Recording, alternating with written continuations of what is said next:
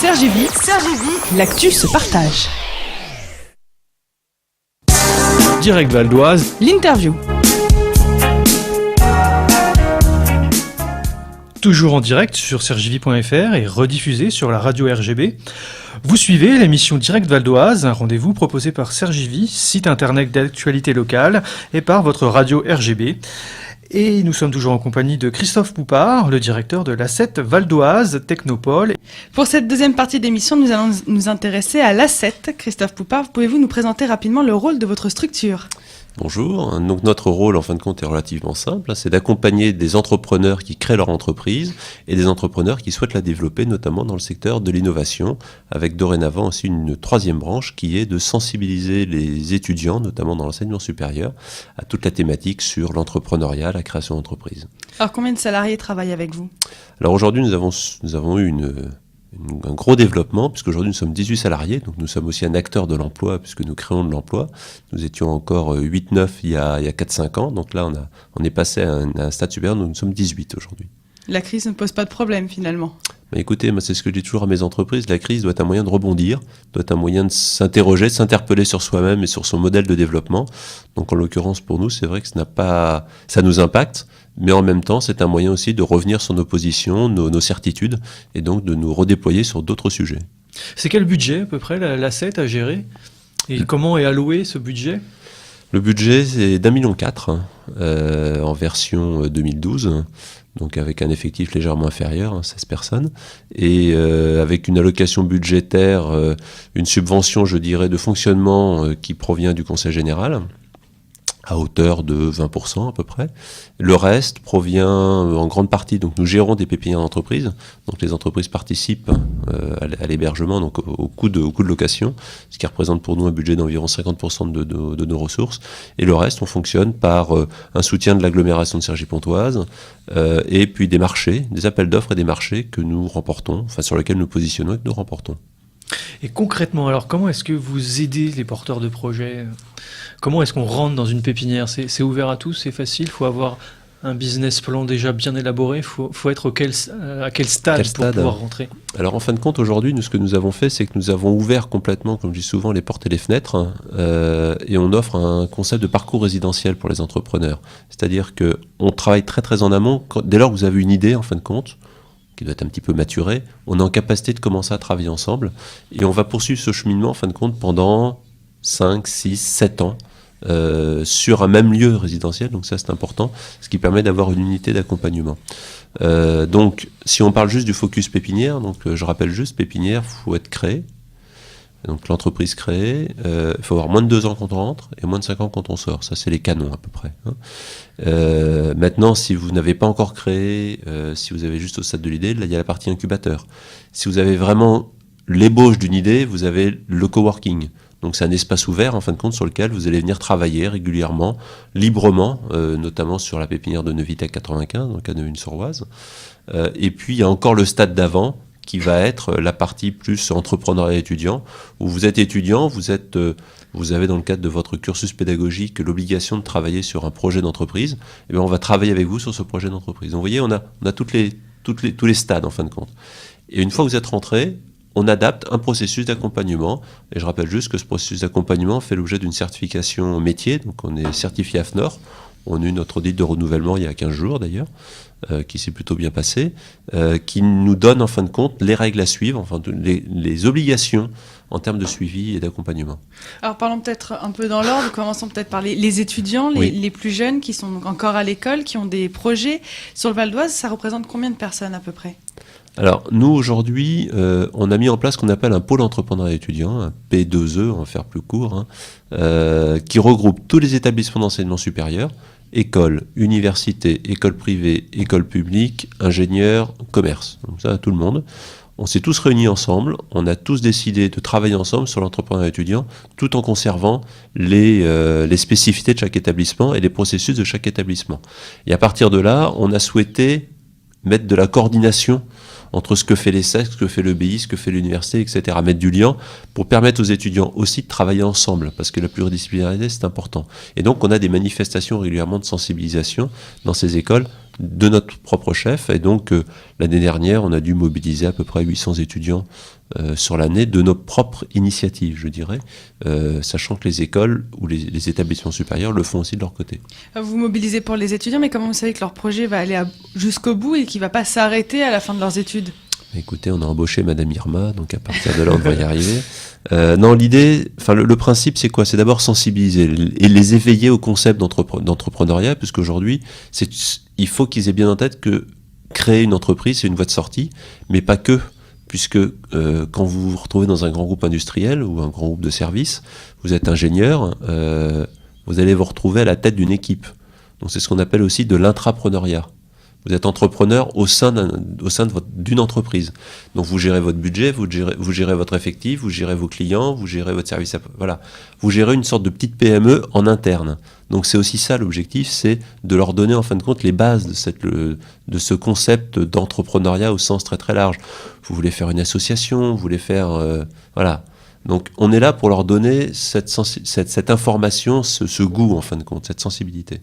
Ensuite, comment savoir si ça va aboutir ou pas pour ceux qui ont un projet ? Eh bien on y va étape par étape, je veux dire, on lève les verrous au fur et à mesure. C'est pour ça qu'on ne va pas leur dire du jour au lendemain, tiens, tu vas créer ta boîte parce que c'est génial. Tout ce qu'on leur dit, c'est n'hésitez pas à créer une entreprise.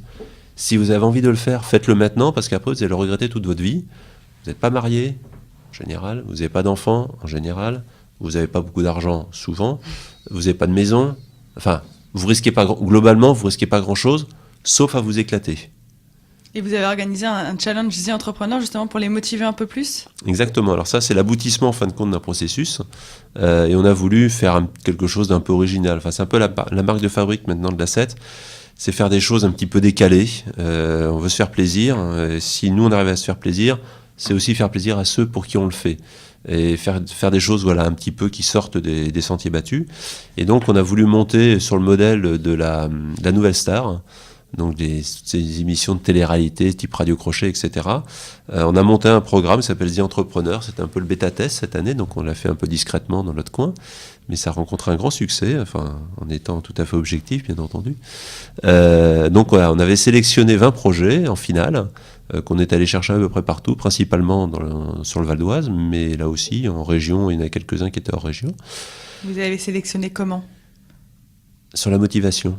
Vraiment que la motivation, oui, pas l'idée du projet. Non, parce que là aussi, faut faire abstraction, faut sortir là aussi des sentiers battus. Enfin, faut pas être dans un modèle trop carré, sinon l'entrepreneuriat, c'est tout sauf ça. Hein. Donc voilà, donc on en a sélectionné 20.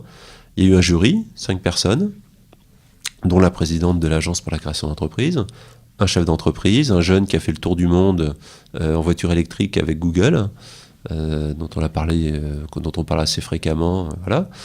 Un responsable réseau Entreprendre Val d'Oise. Ils ont pitché, comme on dit, pendant 3 minutes le matin. Donc les 20 sont passés le matin 3 minutes pour se présenter. Le jury en a sélectionné 5. Dans les 15 restants, il y en a un qui a été repêché. Entre 11h et 15h, ils ont été coachés par 5 coachs. Et l'après-midi, ils sont repassés devant le jury, mais aussi devant un public. Donc dans le grand amphi de l'IPSL, l'Institut Polytechnique Saint-Louis. Public, c'était qui ? C'était d'autres entrepreneurs ? C'était des étudiants ? C'était qui veut ? C'était exactement ça, c'était qui veut. Et donc à la fin, il y a eu un prix, il y a le public qui a voté, il y a le jury qui a voté, et on a déterminé le The Entrepreneur du Val d'Oise. Donc c'est qui cette année, pour cette première édition ? Il s'appelle Olivier Morvan, il a créé une boîte qui s'appelle Ben Note, qui est une école de musique en ligne sur le web. Un superbe projet, très intéressant, très original, très complémentaire dans les associés, qui vient de se créer. C'est quelqu'un d'Enghien-les-Bains et qui est en train de s'installer dans la pépinière de Montmagny, donc pépinière de la Cavam. Voilà, un projet, vous voyez, c'est pas de l'innovation technologique, c'est voilà. Et donc justement, ces gagnants, ces lauréats, ils vont être insérés au sein des incubateurs. Qu'est-ce qu'elle va être leur avenir ? Ils vont être suivis par l'A7 ou peut-être d'autres, le CEVO par exemple, comme on parlait tout à l'heure. Lui, il l'était déjà, en l'occurrence. Ouais. Pour revenir à votre question, je pense que ça reboucle à votre question précédente, c'est la manière dont on les accompagne en fin de compte. Je vais juste prendre 2 exemples rapides, parce que je suis un peu bavard. Le premier, c'est sur la partie incubateur. Donc on est vraiment au stade de la maturation de projet. Ce qu'il faut que vous ayez en tête, je vous ai donné tout à l'heure le montant du budget de l'A7. Il n'est pas énorme, hein. Donc sur l'incubation, on a une personne à mi-temps qui gère l'incubateur et qui anime l'incubateur. Donc à partir de là, on a créé un réseau de 80 partenaires. 80 partenaires qui viennent bénévolement coacher les projets. Donc chaque projet qui rentre dans l'incubateur, il a ce qu'on appelle un groupe expert de 5 personnes. Un financier, donc en l'occurrence en général un banquier, un chef d'entreprise, un spécialiste de la techno, etc. Et ce groupe expert se réunit une fois tous les 2 mois, une demi-journée. Et ils vont coacher le projet dans ces grandes étapes de développement. Ça aboutira, ça n'aboutira pas, ça c'est autre chose. Mais en tout cas, voilà, on l'accompagne de cette manière-là. Et puis il y a toute la partie animation collective qui est propre à la partie plus pépinière sur laquelle ils ont accès. Ça, c'est la partie incubation. Ensuite, vous avez la partie pépinière d'entreprise, où là, on est plutôt sur des projets déjà matures, qui ont créé, donc ils sont plutôt en phase de développement. Et là, on a une procédure de suivi très réglée comme du papier à musique, où on a des réunions minima tous les trimestres pour faire le point sur les tableaux de bord, sur les grandes orientations. Et surtout, on fonctionne porte ouverte. Et donc, ils viennent nous voir quasiment tous les jours et on les accompagne quasiment tous les jours sur tous les sujets possibles et inimaginables. Alors, quels sont les besoins ? J'imagine qu'ils sont énormes en termes de temps. Pour l'entrepreneur, il faudrait des journées de 48 heures, par exemple. On peut souvent croire que c'est l'argent qui manque, mais en fait, non, c'est vraiment la gestion du temps, de s'organiser, gérer ses rendez-vous, puisque au départ, un projet est une toute petite structure où tout le monde cumule toutes les fonctions, finalement. Et c'est aussi un frein à son développement. Il faut faire la partie communication, il faut faire la partie commerciale, il faut acheter des produits, etc., etc. Alors comment est-ce que vous les coachez, comment est-ce que vous les accompagnez pour pouvoir passer à l'étape supérieure de leur développement ? Alors déjà, nous on essaie de les structurer. Ça, c'est quand même ce que vous disiez, la journée fait 24 heures, ils doivent tout faire. Le problème c'est qu'ils partent un peu dans tous les sens et puis ils ont des cultures différentes. Ceux qui ont une culture ingénieur, qu'est-ce qu'il va faire toute la journée ? Ce qu'il a envie de faire. Et qu'est-ce qu'il a envie de faire ? C'est développer ses produits. En disant mon produit n'est jamais fini, il n'est jamais parfait, donc il n'est pas vendable. Donc je vais continuer à le développer. Donc sur des profils de ce type-là... Il va oublier de vendre, par exemple. Par exemple. Ou alors, pire que ça, il va vous dire, comme de toute façon, mon produit il est génial, parce que, je caricature volontairement, hein.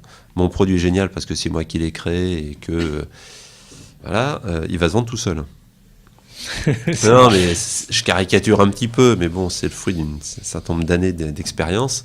C'est souvent un petit peu ça. Donc nous, on est là un petit peu là pour les remettre en question, appuyer là où ça fait mal, et leur dire n'oubliez pas de faire ceci, n'oubliez pas de faire cela. Alors ça peut être des choses très basiques, ça peut être des aspects administratifs, mais c'est surtout des aspects commerciaux. La première déclaration URSSAF, par exemple. Par exemple, voilà. L'avantage aussi que nous avons, c'est que, étant comme une structure assez importante maintenant, je dirais, on a des compétences en interne assez larges.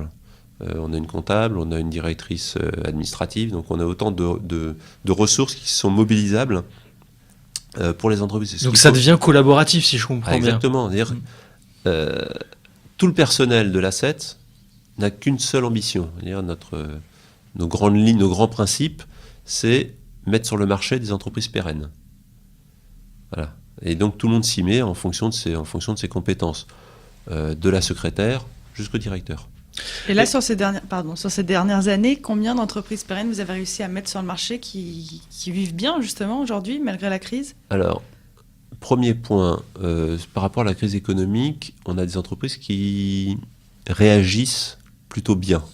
On le voit bien dans les taux de succès, on le voit bien dans les niveaux de création d'emplois. Donc elles passent bien, je dirais, c'est des entreprises agiles.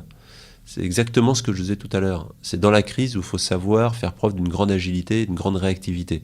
Et ça, les petites entreprises ont la capacité de le faire. On est là aussi pour les aider à réfléchir à cet aspect-là.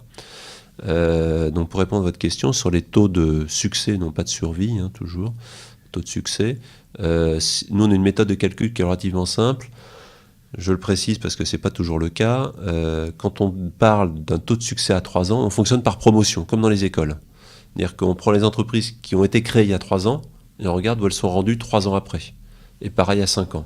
Donc pour une ordre d'idée, aujourd'hui, en regardant un peu l'aspect tendanciel des choses, sur le taux de succès à 3 ans, on est entre 85 et 90%. Et sur un taux de succès à 5 ans, l'année dernière, on avait la promo d'il y a 5 ans, on était à 78. Donc c'est pas mal. C'est pas mal parce qu'il faut bien avoir en tête quelque chose.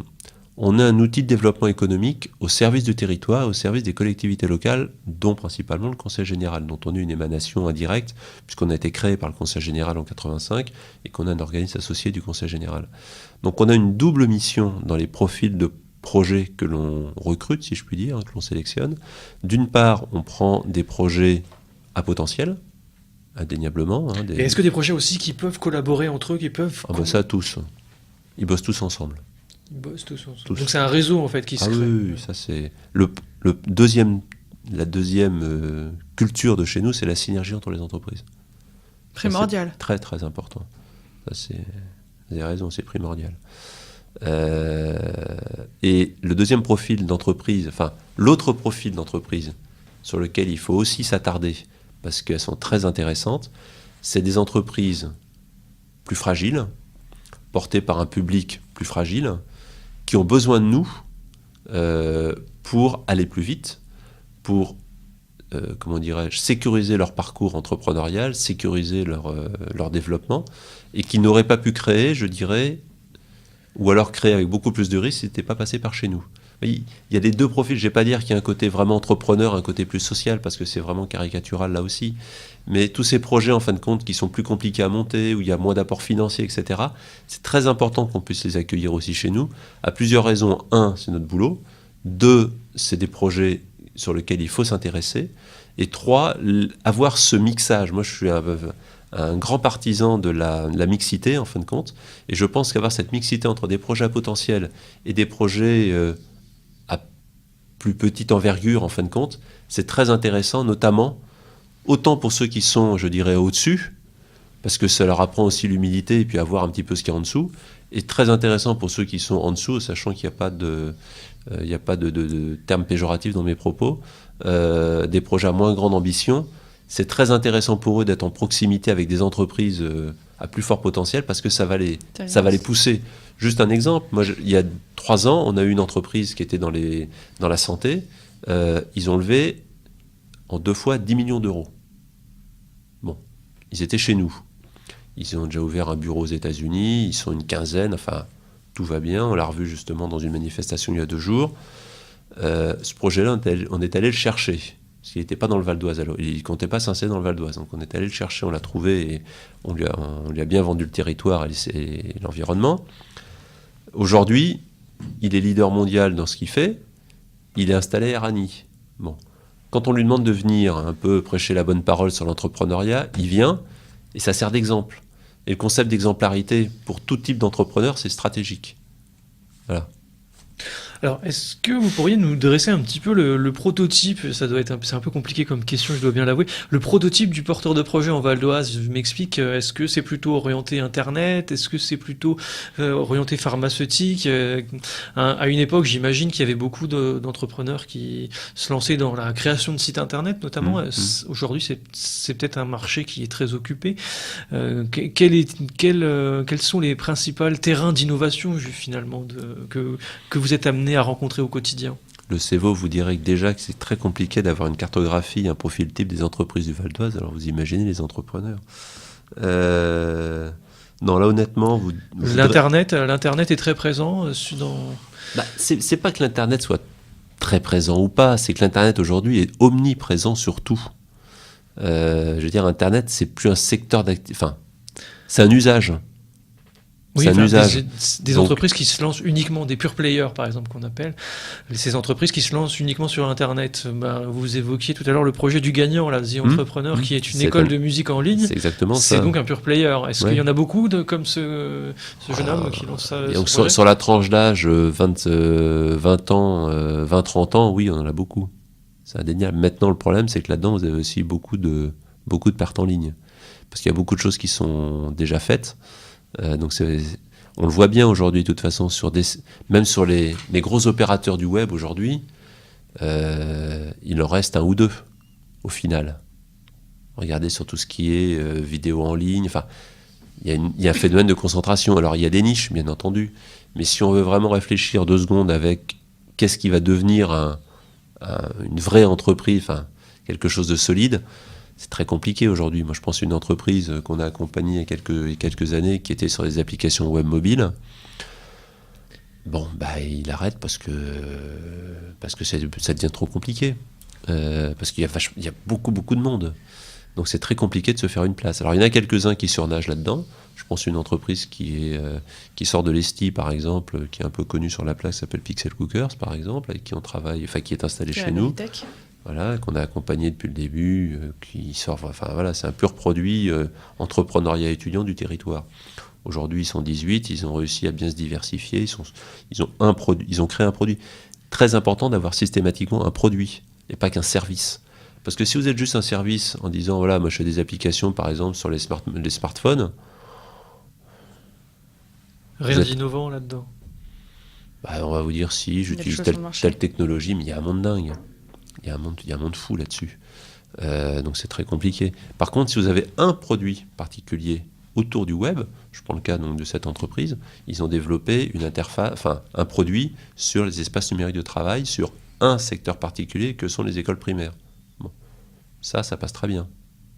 Il faut se spécialiser. Je pense qu'aujourd'hui, il faut spécialiser. On l'a bien vu, la manifestation dont je vous parlais tout à l'heure, non pas The Entrepreneur, mais les journées des entrepreneurs de demain. Donc on a co-organisé avec un réseau national pendant 2 jours à Cergy-Pontoise. On avait 25 jeunes entreprises en formation, en séminaire, en formation là pendant 2 jours. C'était d'ailleurs passionnant. Et c'était le fruit, c'était les lauréats et les finalistes d'un concours national d'entrepreneuriat jeunes et étudiants. Là aussi, significativement, qui a gagné cette année ce concours ? Les 3 grands gagnants, allez. Le premier, boîte de déménagement. Rien d'extraordinaire, a priori. Mais spécialisé dans quoi ? Alors ? Non, c'est même pas spécialisé dans quoi, c'est la manière dont ils le traitent. C'est du déménagement low cost, en utilisant le web justement, sur l'aspect réservation, planification, etc. C'est comme les systèmes de réservation du train, voyagesncf.com, sans faire de publicité, où vous avez en fin de compte les systèmes de réservation dans les avions, etc. Donc en fonction des heures creuses ou des disponibilités, le coût du déménagement n'est pas le même. C'est astucieux. C'est très malin. C'est 3 jeunes de Nanterre qui ont fait ça. D'ailleurs, on espère bien pouvoir les récupérer après s'installer dans le Val d'Oise. On est aussi là pour ça. Deuxième projet qui a gagné, c'est un projet de l'EBI, des jeux pour des enfants autistes. Oui, c'est la boule Leka, c'est ça. Bravo, vous êtes calés sur tout. On les suit. Ouais, vous suivez tout bien. Et le troisième, ils utilisent le web, mais c'est quoi ? C'est de la personnalisation de chaussures pour femmes. Je vais y aller. Très demandeuse. Dessine-moi monsoulier.com. Pourquoi ça s'est organisé dans le Val d'Oise, ces journées qui sont à l'échelle nationale finalement ? Parce qu'on est les meilleurs. C'est une demande de votre part ou c'est vraiment parce que non, c'est que la CED Val d'Oise est la meilleure ? Je vais vous dire les deux. Non, plus sérieusement, c'est que moi je suis vice-président d'un réseau national qui s'appelle RETIS, qui est le réseau national de l'innovation, que je suis vice-président chargé de l'entrepreneuriat étudiant, que je me suis beaucoup impliqué dans ce concours et que c'est la 2e année qu'on le fait, et que là-dedans il y a un séminaire et que il faut bien l'organiser le séminaire. Et il me semble pertinent qu'on puisse le faire chez nous aussi parce que c'est intéressant, c'est passionnant. Voilà, donc c'était un concours de circonstances, mais ça fait la 2e année sur 2 qu'on le fait et on le fera l'année prochaine. C'est un rendez-vous annuel récurrent maintenant. Exactement. Et puis ça permet de donner aussi, c'est important pour nous parce que ça donne l'image du Val d'Oise et de Cergy-Pontoise sur l'entrepreneuriat. Et je peux vous assurer que ceux qui sont venus d'Épinal, de la Marne, de Grenoble, de Marseille, ils sont venus des 4 coins de la France. Pendant 2 jours ici, ils n'ont pas arrêté. On a commencé à 9h, on a terminé à minuit mardi. Hier, on les a lâchés quand même à 15h30. À 14h30, on était encore en atelier, on avait commencé à 9h. Il n'y a pas un à être sorti pour aller manger. Donc ils ont vu aussi ce qu'on était capable de faire et l'attractivité du Val d'Oise pour ces sujets-là, notre appétence et notre capacité de faire. Donc à partir de là, on va continuer. Vous me permettez de rebondir pour peut-être clore cet entretien ? Moi, j'avais une dernière question. Oui. Et je vous entendais parler tout à l'heure de social. L'économie sociale et solidaire est très développée sur le territoire. Maintenant, depuis la présidence Hollande, on a même un ministre délégué donc à l'économie sociale et solidaire et aussi à la consommation. Est-ce que à la CED, vous avez des des porteurs de projets, justement, dans la solidarité, ou qui choisissent des statuts comme la coopérative, la SCOP, etc. Alors, qui vont jusque sur les statuts, j'en ai pas forcément beaucoup. Par contre, j'en ai sur ces sujets-là, ça c'est clair. Ensuite, on travaille avec des opérateurs locaux sur l'économie sociale et solidaire. Et puis, un autre point qui est très important à prendre en ligne de compte, c'est l'utilisation, la sensibilité à ces valeurs des entrepreneurs. Et ça, on en a de plus en plus, qui créent des entreprises, je dirais normales, traditionnelles, habituelles, mais qui intègrent cette dimension responsabilité sociétale, enfin le fameux RSE, qui l'intègrent dans leurs valeurs, qui l'intègrent dans leur modèle, en fin de compte. Et ça, je trouve ça vraiment très intéressant, y compris chez les jeunes. Et donc ça, moi, je trouve ça plutôt rassurant. Moi, je suis assez rassuré sur l'avenir, en fin de compte. Quand je vois le dynamisme porté par ces jeunes étudiants qui ont envie de créer, qui ont envie d'entreprendre, qui créent de l'emploi. Moi, ça me rassure pour l'avenir. On n'est pas sur une vision très pessimiste, refermée sur soi-même, ou des gens qui disent, moi, de toute façon, la France, j'ai plus rien à y faire, je pars à l'étranger, etc. Donc ça, moi, je trouve ça plutôt rassurant et enthousiasmant. Et puis, un deuxième point, c'est les valeurs qu'ils portent. Et quand je vois, par exemple, vous parlez de l'ECA tout à l'heure, bon, là, on est exactement dans ce genre de valeurs. S'il le fait, c'est bien pour ça. Et on en a pas mal On a participé au concours, au Grand Prix de l'égalité du Conseil général. On a 2 entreprises de chez nous, notamment de l'incubateur, qui font partie des dossiers sélectionnés. Donc sur le handicap, sur le tourisme et le handicap, on en a un comme ça dans l'incubateur. Comment rendre accessible le tourisme traditionnel à des personnes à mobilité réduite ? Donc on en a beaucoup comme ça, et on travaille, là on doit se voir d'ailleurs au mois de juin, avec tout le dispositif de l'ESSEC, avec Entropia, sur ces sujets-là, pour encore le renforcer. Mais dans le cadre du pôle, puis je finirai là-dessus, dans le cadre du pôle entrepreneuriat étudiant, on a fait qu'on appelle des pauses entrepreneuriat, donc entre midi et 2, et celles que nous avons faites sur l'économie sociale et solidaire, 80 personnes. Donc, on peut être rassuré. Ok. Tu voulais conclure ? On va peut-être passer au coup de cœur, coup de gueule. Ah, on le fait quand même ? Je faisais pas un cœur. D'accord. Direct Val d'Oise. La carte blanche.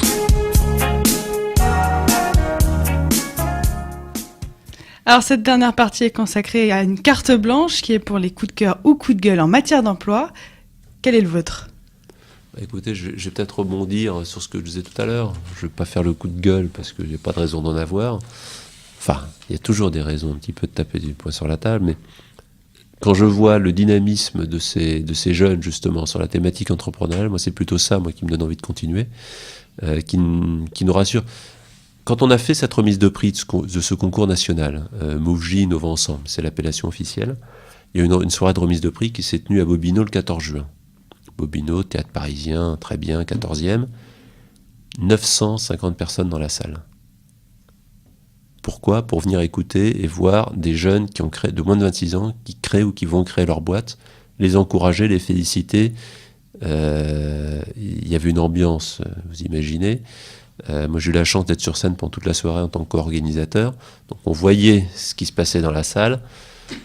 Quand on voit ça, franchement, ça vous donne vraiment envie de continuer, ça vous donne envie d'aller prêcher un peu, entre guillemets, cette bonne parole et d'évangéliser un peu les foules, en étant tout à fait modeste.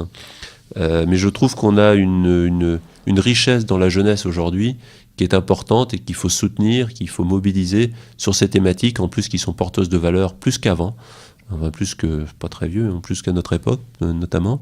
Et je pense que c'est ça surtout. Et il faut aussi que les collectivités locales s'approprient cet état d'esprit, soutiennent cet état d'esprit, l'accompagnent. Et je pense je trouve que dans le Val d'Oise, pour ça, on est plutôt bien lotis. Je trouve que c'est un bel exemple. Voilà. Un dernier conseil à donner aux auditeurs qui ont peut-être peur de se lancer ? Je vous dis, entreprenez. Je vais me faire taxer de démagogie. Mais non, je crois qu'aujourd'hui, il faut casser les barrières, il ne faut pas hésiter. Il faut faire attention, il ne faut pas non plus y aller les yeux fermés avec un projet canard boiteux. Mais vous avez tout l'environnement, notamment dans le Val d'Oise, qui, je le répète, est quand même un environnement assez exemplaire, notamment en Île-de-France. Je pense qu'on est le meilleur département en termes de politique, en termes de création d'entreprises, de dispositifs, d'écosystèmes. Je suis président du réseau régional des pépinières, donc je connais à peu près le paysage régional. Donc, objectivement, vous avez tout pour réussir dans le Val d'Oise dès lors que vous avez un projet qui tienne la route avec un produit, un marché, etc. On entend bien, il y a des conditions requises quand même. Mais je pense qu'il faut pas non plus trop se poser de questions. Faut le faire dans un bon environnement, voilà. Christophe Houpart, merci. Merci à vous. Merci. Puis à bientôt. RGB 99.2